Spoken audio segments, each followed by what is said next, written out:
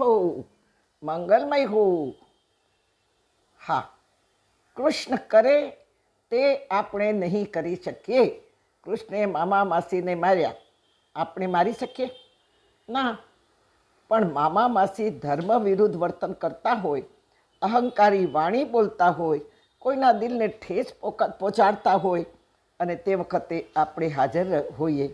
બીજાને ઠગતા હોય, છેતરતા હોય, લૂંટતા હોય, એવા વિચારો કરતા હોય તો આપણાથી નજરઅંદાજ ન થવો જોઈએ. સમજાવવા જોઈએ. વિરોધ કરવાનો હોય, અવરોધ કરવાનો હોય. પણ યાદ રાખજો મારા પરિવારજનો, મૂંગા રહેવાથી, મૌન રહેવાથી હાએ હા કર્યું ગણાય, અને અનીતિ કરનારને પ્રોત્સાહન આપ્યું ગણાય. ત્રીજું, સામી વ્યક્તિને અન્યાય કરવાનું ભયંકર પાપ લીધું ગણાય.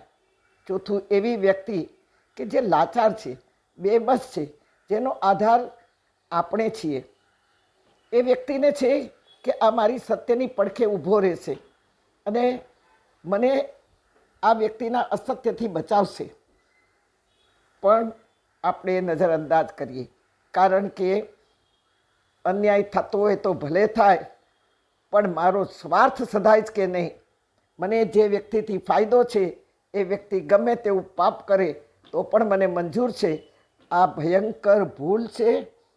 એટલું જ નહીં પણ ભયંકર પાપ છે. આપણે ભીષ્મને જોયા, આપણે દ્રોણને જોયા, કૃપાચાર્યને જોયા, 100 કૌરવોને જોયા આપણે, કે આ બધા જ અસત્યની પડખે ઊભા હતા. અને તે વખતે નાસીપાસ થતા લોકો નિશાસો નાખે એ કર્મ પણ અસત્યની પડખે ઊભા રહેનારને ભોગવવું જ પડે. અને એ ઉપર નથી, બધું નીચે જ છે. ઉપર ગયા પછી ક્યાં ખબર છે કોણે આપણને ફોન કર્યો, કે કોણે આપણને સમાચાર મોકલ્યા, કે કોણ સ્વપ્નમાં આવ્યું, કે ન ગમતું હોય પૃથ્વી પર તો આવતા રહો. ઉપર ગયા પછી કંઈ જ નથી. કર અને જો, એક હાથે કર અને બીજા હાથે ભોગવ. મોટે ભાગે સંસારીઓમાં પણ આવી વૃત્તિ હોય જ છે, અને ધર્મ પ્રચારકોમાં પણ આવી વૃત્તિઓ જોવા મળે છે.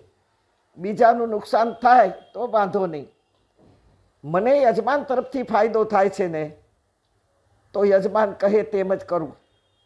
વ્યાસપીઠ પરથી યજમાનની વાહવા કરવી, યજમાનને પ્રશંસા કરી અને એવોર્ડો આપવા, આ વ્યાસપીઠનું અપમાન છે.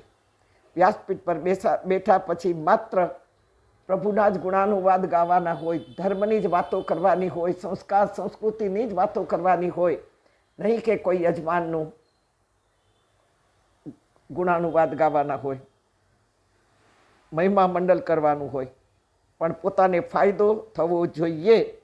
તેથી આ બધું જ બધે જ ચાલી રહ્યું છે. મેં જોયું છે કે ક્યાં ક્યાં ધર્મ પ્રચારકો પણ મર્યાદા ભૂલે છે. હજારોની સંખ્યામાં આવતા શ્રોતાગણો આવી પવિત્ર જગ્યા છોડીને ક્યાં જતા રહ્યા એ વિચાર કર્યો. પછી આશ્રમ હોય, સંસ્થા હોય, સમાજ હોય, જ્ઞાતિ હોય, કેટલા લોકો છોડી દે છે. કારણ કે શું છે?